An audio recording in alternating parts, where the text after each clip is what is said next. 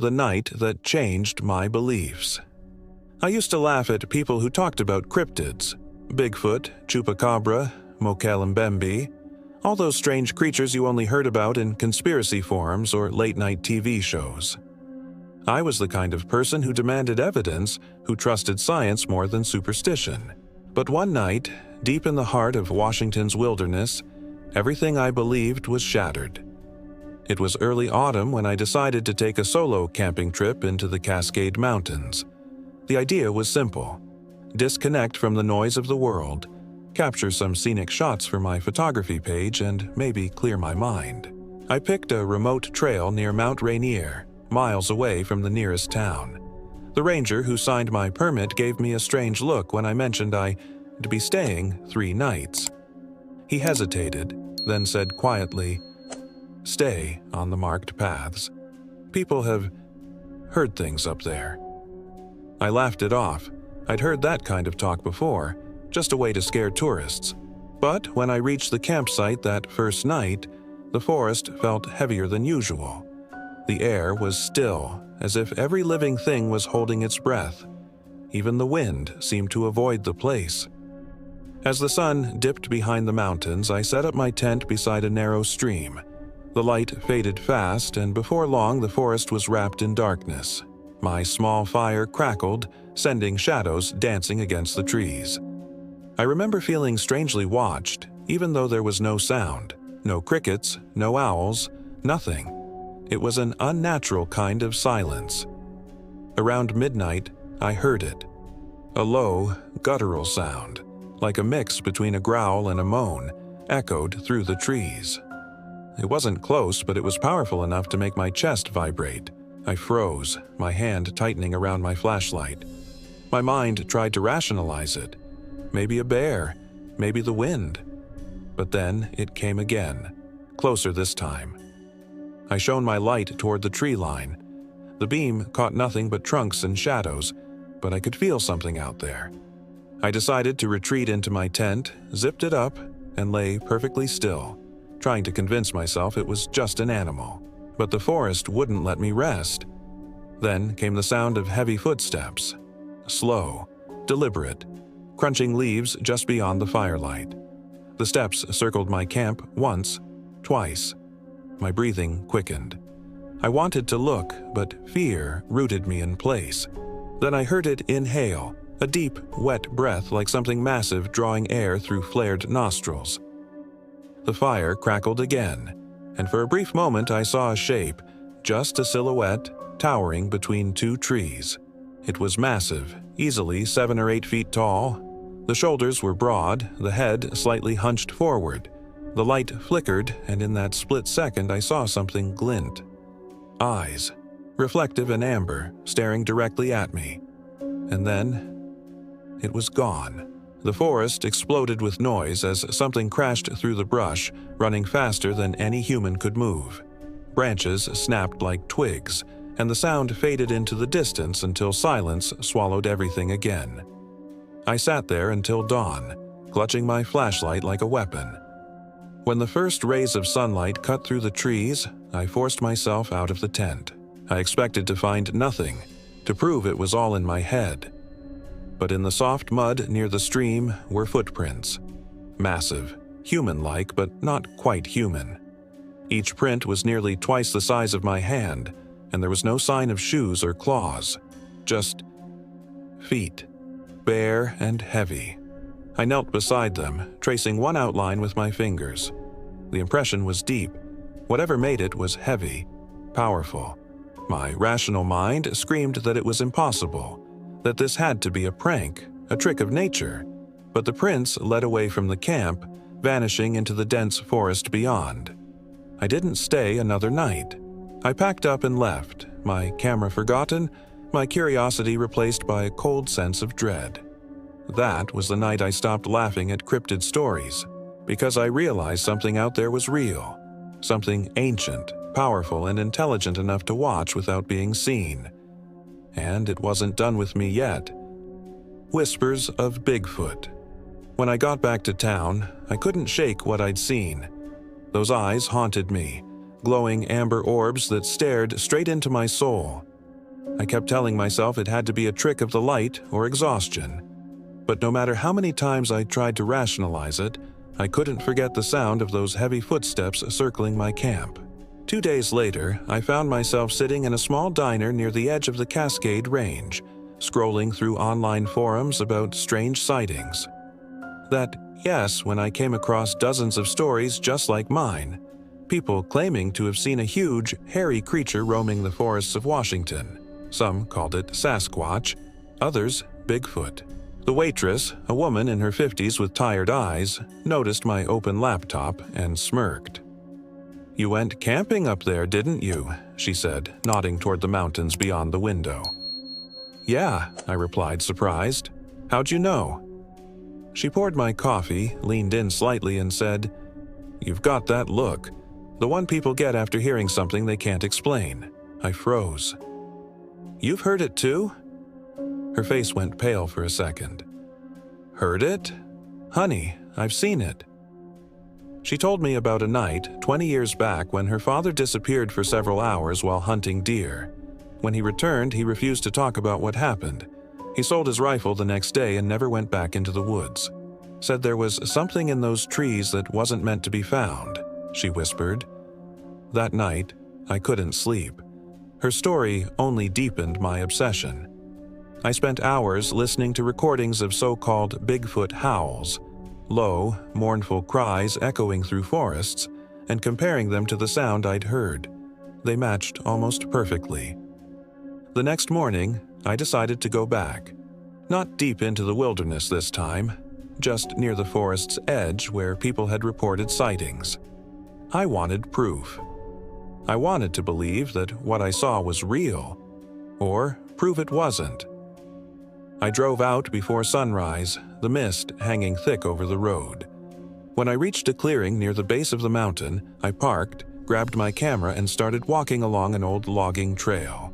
The forest was damp and quiet, every step echoing unnaturally loud. I followed the stream for nearly an hour before I found something that stopped me cold. A tree trunk, massive and old, had been snapped clean in half, about 8 feet from the ground. Not cut, not broken from rot. Snapped, as if something incredibly strong had pushed it over. The bark around the break was peeled and crushed. My stomach tightened. Then I noticed a smell. Musky, sour, like wet fur mixed with decay. It was strong enough to make my eyes water. I raised my camera, taking photos of everything. The tree, the mud, the surrounding brush. That's when I heard it again. A low grunt, then another. I turned slowly, my heart pounding. About 30 yards away, something moved between the trees. It wasn't a bear. It stood upright, broad-shouldered, covered in dark brown hair that caught the morning light. For a split second, I saw its face. A flat nose, deep-set eyes, a mouth that seemed almost human. I froze. The creature stared back at me, unblinking. Then, in a single, powerful motion, it stepped backward into the shadows and disappeared. No sound, no trace, just gone. I stood there for minutes that felt like hours, trying to steady my breath. When I finally gathered the courage to move, I noticed something near where it had stood. Another footprint, larger than the ones I saw at my camp. I took a photo, then turned and left the forest as fast as I could. That was the moment I knew this wasn't just myth or legend. Bigfoot wasn't a campfire story. It was real. Flesh, blood, and watching. But what I didn't know was that my encounter had only scratched the surface. Because somewhere far from the forests of Washington, another legend was waiting to cross my path. One that would make Bigfoot seem almost merciful in comparison. The footprints in the mud. After that second encounter, sleep became a stranger to me. Every time I closed my eyes, I saw that towering figure fading into the forest. I could still smell that musky, earthy scent, still hear the faint crunch of leaves beneath its massive feet. But what haunted me most were the footprints. Impossible to explain, undeniable in their existence. A week later, I returned to the site, this time with better gear. A camera with night vision, plaster for making casts, and a small drone.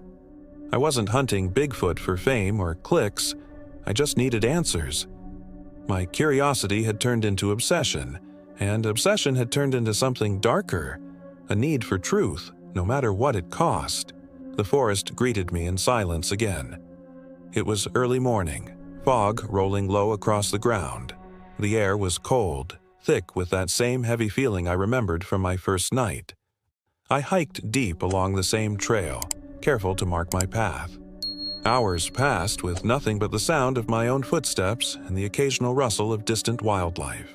Then I saw them, fresh footprints, half submerged in wet mud beside the stream. I dropped to my knees. The tracks were enormous, each one nearly 18 inches long and deep enough to hold water. The toes were distinct, wide, and human-like. But the stride was unnatural, almost 7 feet apart. Whatever made them had moved with both power and purpose. I took photos from every angle, my hands shaking. Then I poured the plaster into one of the prints and waited for it to harden. While I waited, I noticed something strange. Small tufts of coarse, dark brown hair snagged on the bark of a nearby tree. I collected them carefully and sealed them in a sample bag. But as I stood there, a sound broke the quiet. A distant splash, like something heavy stepping into the stream upstream. I froze, slowly turning my head toward the sound. The forest had gone dead silent again. No wind, no birds. Just that eerie stillness that made my skin crawl. I crouched low, camera ready. The seconds dragged on until I saw movement through the fog. A dark shape, massive and hunched, crossing the stream. My heart pounded so hard I could barely breathe. It moved slowly, its outline visible only when the mist shifted. Shoulders broader than any man's, arms swinging low, and a head that seemed to blend into its body. Then, as quickly as it appeared, it turned toward me. For a heartbeat, our eyes met again. That same amber glow. Intelligent, cautious, curious. It wasn't attacking. It was studying me. I raised my camera, trying to focus through the haze, but the lens refused to lock on. When I blinked, it was gone. No sound, no trace. Just ripples in the stream, fading away. I ran toward the spot where it had stood, but by the time I got there, the only sign it had ever been there was the muddy water and another single footprint pressed deep into the earth. That night, I camped near the area, determined to catch something on video. I set up motion sensors and left my drone hovering near the tree line. Hours passed and I drifted in and out of restless sleep until around 3 a.m. My motion alarm beeped once. I jolted awake, heart racing. My monitor showed something large moving just outside the range of the light. It stopped near my camp, stood still for a long moment, then slowly turned and vanished into the darkness. When dawn broke, I checked the area. No tracks this time, no broken branches. It was as if the forest itself had erased the evidence overnight. But when I checked my drone footage, I caught something, just 2 seconds of movement between trees. A tall, shadowy figure, upright, covered in hair, watching my camp from the distance. That was when I realized something terrifying. This creature wasn't avoiding me anymore. It was following me, studying me, maybe even warning me. And though I didn't know it then, my search for Bigfoot was about to lead me far beyond the forests of Washington, to a barren village where another creature, one with red eyes and fangs, was waiting. The creature that drained the goats. After my encounters in the forests of Washington, I told myself I'd had enough. I promised I'd stop chasing shadows. But the truth was, I couldn't. Every time I closed my eyes, I saw those glowing eyes and heard that haunting, guttural cry echoing in my mind. Bigfoot wasn't just a legend anymore, it was real. And if one creature like that existed, what else was out there? A few weeks later, while scrolling through online cryptid forums late at night, I came across a post from a small farming village in northern Mexico. Locals claimed something was attacking their livestock, mostly goats, and leaving them completely drained of blood. The villagers called it El Chupacabra. At first, I thought it was another wild tale meant to draw attention. But then I saw the photos. Bodies of goats with no torn flesh, just 2 precise puncture wounds on their necks. There was no blood anywhere. The ground was clean. Too clean. Curiosity got the better of me, and before I knew it, I was boarding a flight to Monterrey, Mexico. The village of San Pedro was small, almost forgotten by time. Dirt roads, broken fences, and people who looked at me with quiet suspicion when I arrived. I introduced myself as a documentary photographer studying folklore. Most of them didn't want to talk. They crossed themselves and avoided my eyes when I mentioned the attacks. But one man, a farmer named Diego, finally agreed to speak. He led me to his property on the outskirts of town, where his goats were kept. The smell of death hit me before I even saw them. 3 carcasses lay inside the pen, untouched by scavengers. Their eyes were wide open, glassy, and lifeless. Diego's voice shook as he explained. It comes at night, no sound, no barking dogs, just dead animals by morning. I knelt beside one of the goats, inspecting the wounds. 2 clean punctures, perfectly spaced. There was no sign of struggle. I noticed something else too, strange claw-like impressions in the dirt, almost reptilian with 3 long toes. They weren't like anything I'd ever seen. That night, Diego offered to let me stay on his property. I set up my cameras and motion detectors around the goat pen, determined to catch whatever was doing this. The air was thick and humid, crickets buzzing endlessly, but even their song faded around midnight. Then everything went silent. At first, I thought it was just the wind shifting, but then the goats began to stir.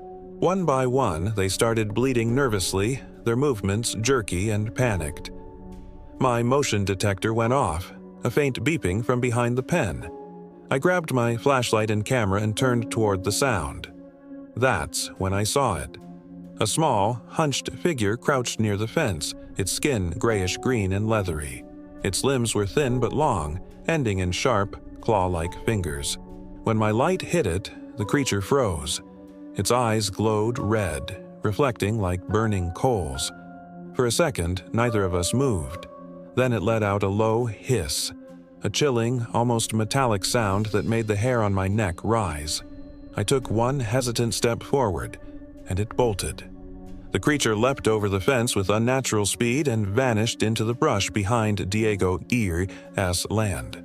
I ran after it, my flashlight bouncing wildly through the trees. I could hear it moving ahead of me, fast, too fast. Then, just as suddenly, the sound stopped. The forest went dead quiet.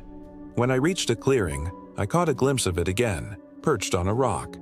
It turned its head slowly, locking eyes with me one last time before disappearing into the darkness. The next morning, I checked my footage. Only one camera had recorded anything, a blur of motion, then 2 glowing red eyes reflecting in the dark. The rest was static. Diego moved away a week later, taking his remaining goats with him. The villagers said the attacks stopped after that, but I couldn't help wondering if the creature simply moved on, to find new hunting grounds. And somewhere deep down, I felt it wasn't finished. Because as I boarded the bus to leave, an old woman sitting beside me whispered without looking up, "Once you've seen one, they never stop following you." Her words chilled me more than the creature's stare ever could. Eyes in the jungle. After my encounter with the Chupacabra, I thought I'd finally had enough. 2 sightings of creatures that weren't supposed to exist. That was more than enough for one lifetime. But curiosity is a dangerous thing. It doesn't let go once it's inside you. And mine had turned into an obsession that was slowly consuming me. Months passed, and I tried to live a normal life again. I avoided the woods, stayed indoors at night, and told myself I'd stop chasing shadows.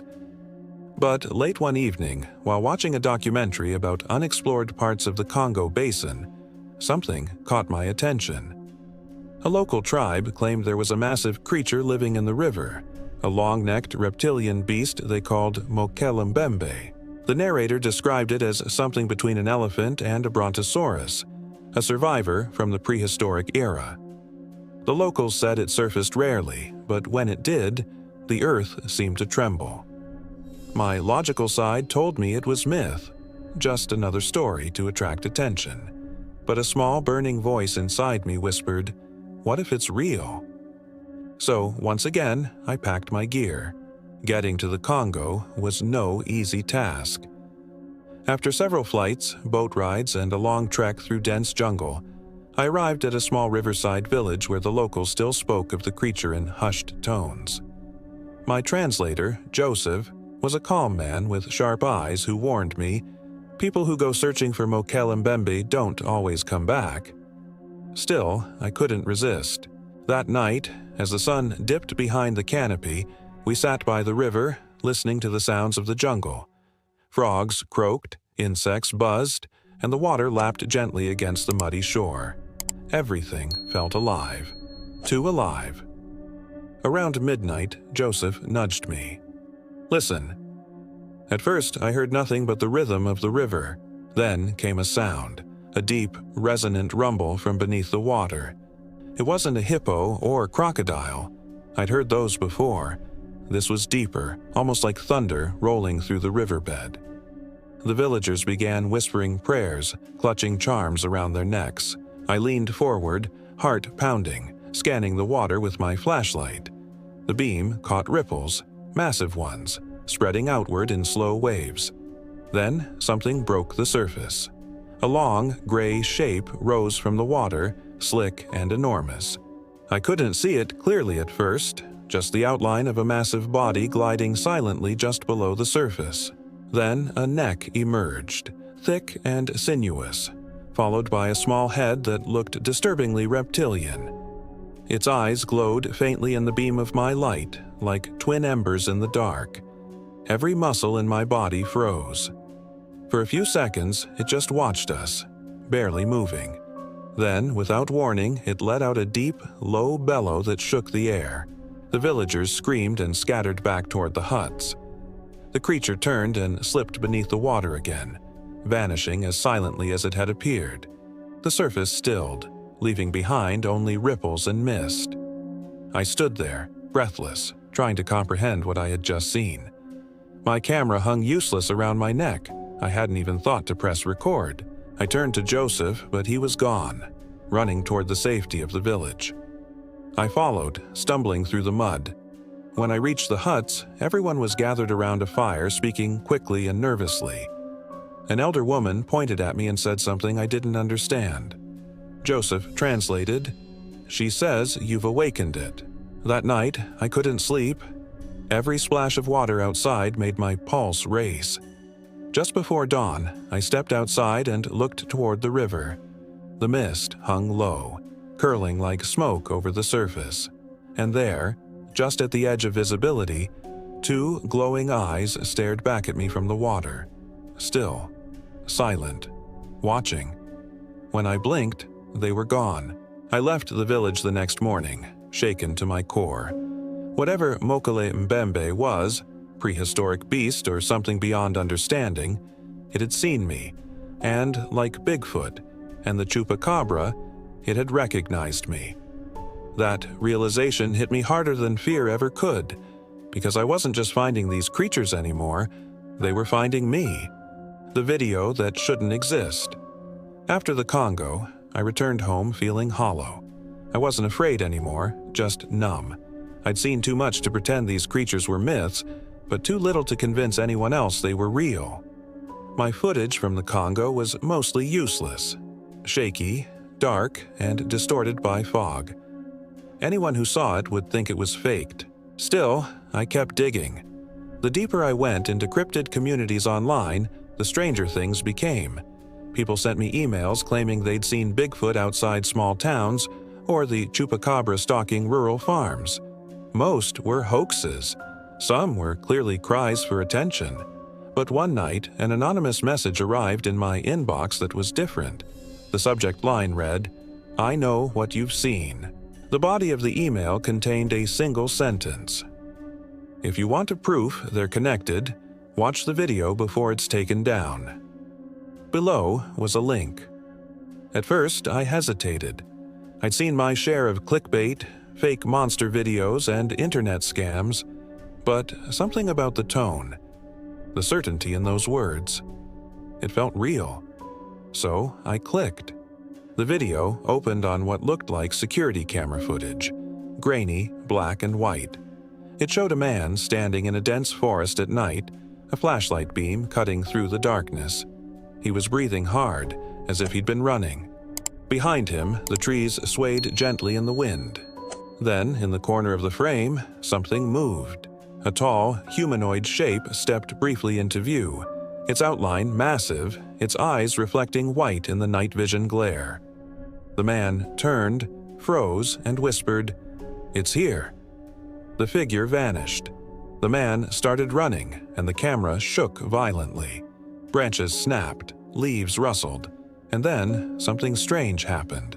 The footage glitched, skipping frames, as if the world itself distorted. The man tripped, the camera fell, and for a split second before the video cut out, I saw another pair of eyes, smaller, red, and low to the ground, next to the larger figure. Two creatures. I sat back in my chair, heart pounding. The timestamp in the corner showed the footage was uploaded the same week I had been in the Congo. Coincidence? Maybe, but my gut said otherwise.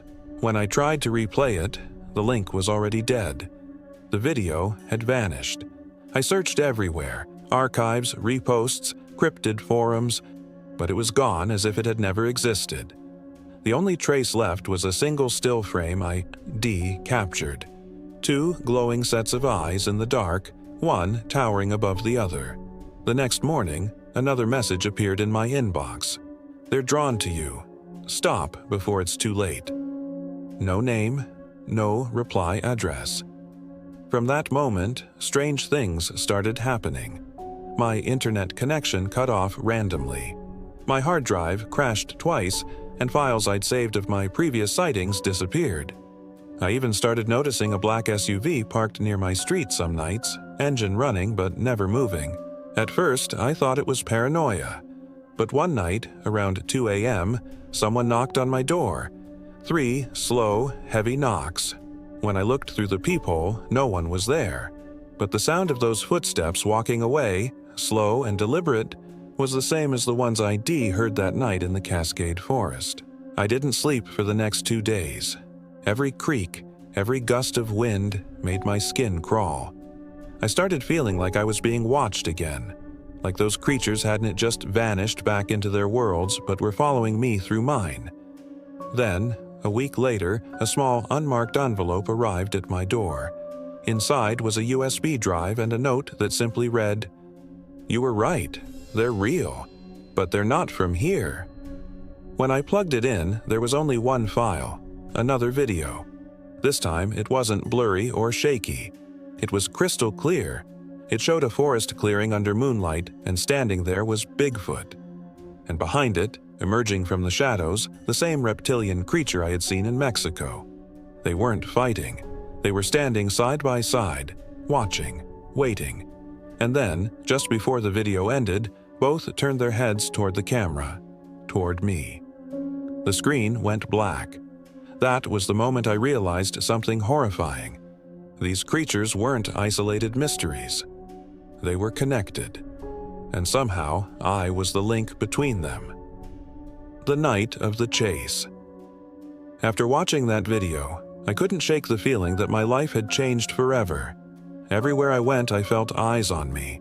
In reflections, in windows, even in the static of my television. Something was always there, watching, waiting. I stopped sleeping. The nightmares came too often. I'd wake up drenched in sweat, certain that something was standing in the corner of my room. Once, I swore I heard heavy breathing just outside my window. But when I looked, nothing. Then came the night that confirmed my worst fears. It was late, close to midnight, when I decided to leave the city for a few days and clear my head. I drove north, back into the mountains where this all began, telling myself I'd face my fear one last time. I thought if I could go back there, maybe I'd find closure. Maybe I could prove to myself that I wasn't losing my mind. The road was empty, twisting through dense pines under a thin crescent moon. When I reached the old logging trail, I parked my car and set out on foot with a flashlight and my camera. The air was cold, crisp, but eerily still. Not even the wind dared to move. For the first hour, nothing happened. Just the crunch of gravel under my boots.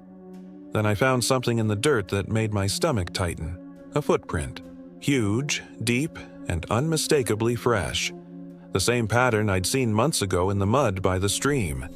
My pulse quickened. I turned my camera on and followed the tracks deeper into the woods. Every few minutes, I stopped and listened. Nothing. Then, off to my right, a branch snapped. I froze. Another snap. Then another. Something large was moving through the trees, keeping pace with me but staying just out of sight. I turned slowly, flashlight shaking in my hand. My beam caught nothing but the mist curling between the trunks. "Who's there?" I called out. My voice sounded small against the darkness. The forest answered with silence. Then came the growl, low, rumbling, and close. My body went rigid. The sound wasn't coming from one direction. It was coming from several. Something was circling me. I started backing away slowly, but then I caught sight of movement. 2 glowing eyes reflected in my flashlight beam. Amber, intelligent, watching. Bigfoot. My breath hitched. Before I could move, another pair of eyes appeared, smaller, red, lower to the ground. The Chupacabra. And then, a third shape emerged from the shadows, massive and gliding silently between the trees. Mokele-Mbembe. My knees nearly gave out. They were all here. Every creature I had encountered. Every nightmare I had chased. The air grew thick, humming with an energy I could feel in my bones. The 3 figures stood motionless for a moment, like predators cornering their prey. Then, without warning, the red-eyed one darted forward, fast, blindingly fast. I turned and ran. Branches whipped at my face as I sprinted through the dark. My flashlight flickered, then went out. The forest blurred into chaos. Behind me, I could hear the sound of pursuit. Heavy footfalls shaking the ground, growls echoing through the night. I didn't look back. I just ran.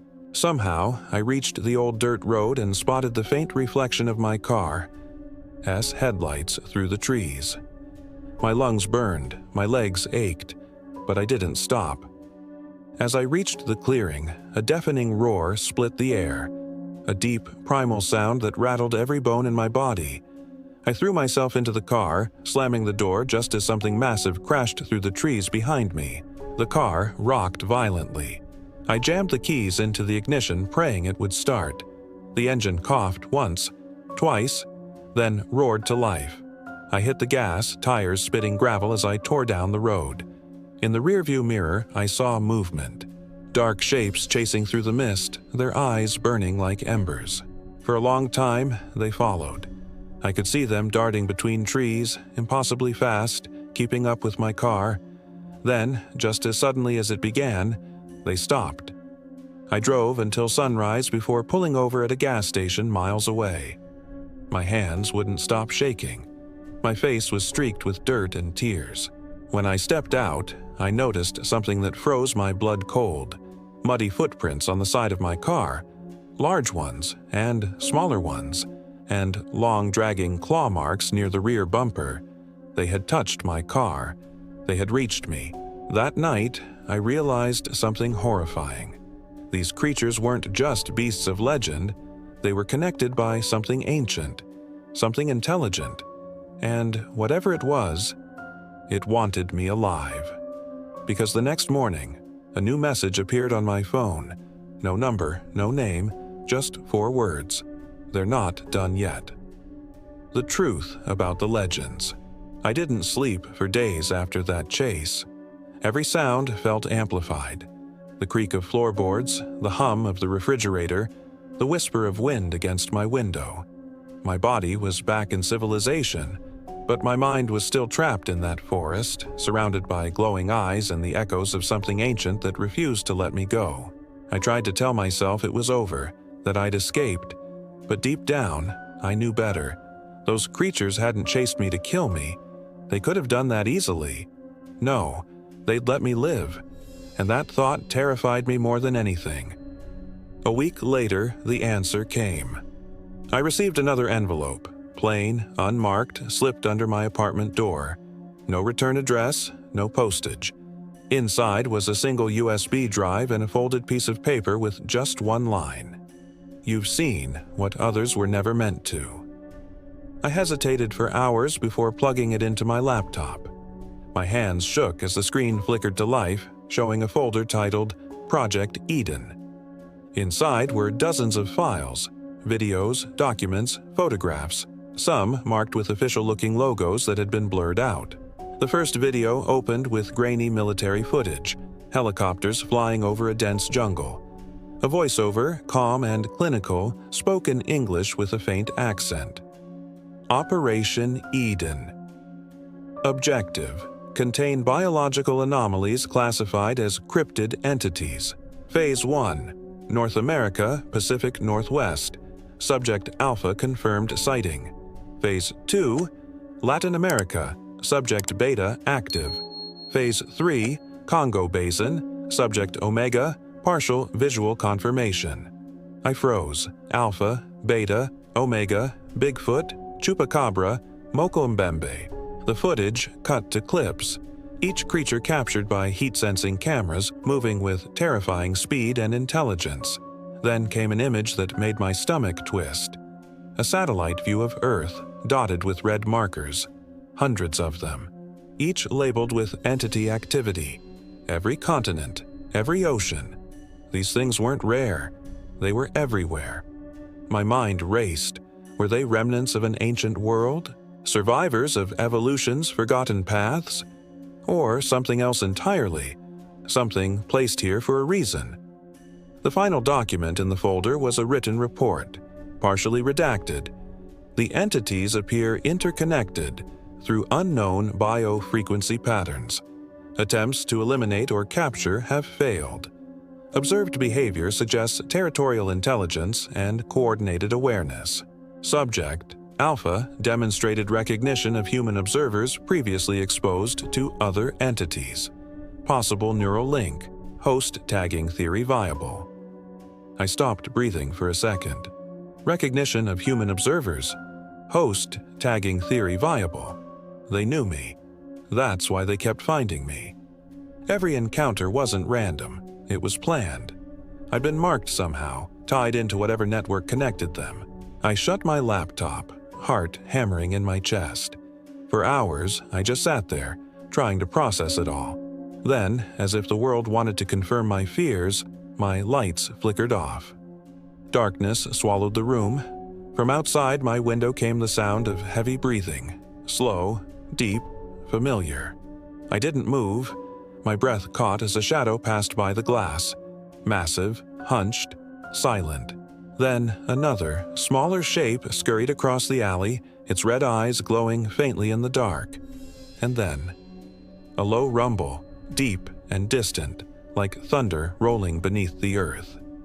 They had found me. I grabbed my camera, my backpack, whatever I could carry, and ran. Down the stairs into the night, not daring to look back. I drove for hours, no destination, just movement. I ended up in an old roadside motel somewhere in Nevada where the desert stretched endlessly around me.